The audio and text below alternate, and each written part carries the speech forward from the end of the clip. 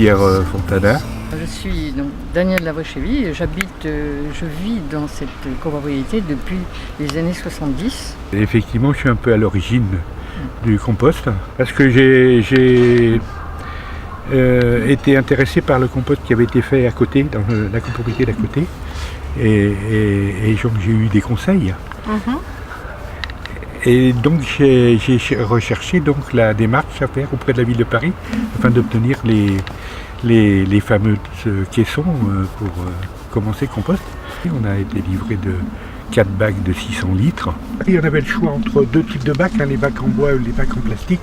On a préféré pour l'esthétique opter pour les bacs en bois. Ici vous avez le premier bac qui est le bac qui est réservé au stockage de la matière sèche. Ce sont des copeaux de bois déchiquetés où on ramasse aussi les feuilles mortes à l'automne. C'est ce qu'on appelle donc la matière sèche, c'est la matière carbonée qu'on associe avec le deuxième bac, qui est le bac qui est réservé au dépôt des déchets organiques, qui lui est la matière verte. Les deux autres bacs sont des bacs de mise au repos, c'est-à-dire qu'une fois que notre bac de dépôt est plein, on le transvase dans un des bacs de repos pour le laisser 2-3 mois finir son processus.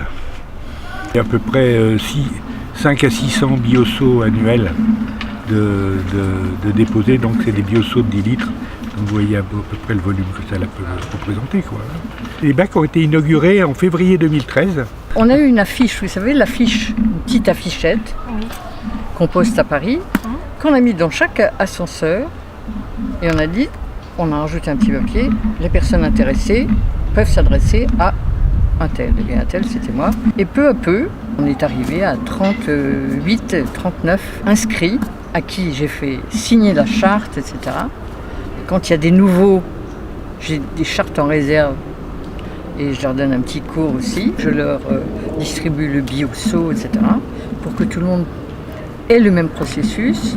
Maintenant, évidemment, on ne surveille pas, donc il peut y avoir des gens qui viennent avec des sacs à plastique et au lieu du bioseau, donc qui n'ont pas signé la charte. Ça peut arriver, mais en gros, c'est très satisfaisant, quoi. Et surtout, on est très heureux d'avoir au bout de 2-3 mois une terre qui sent bon la forêt profonde.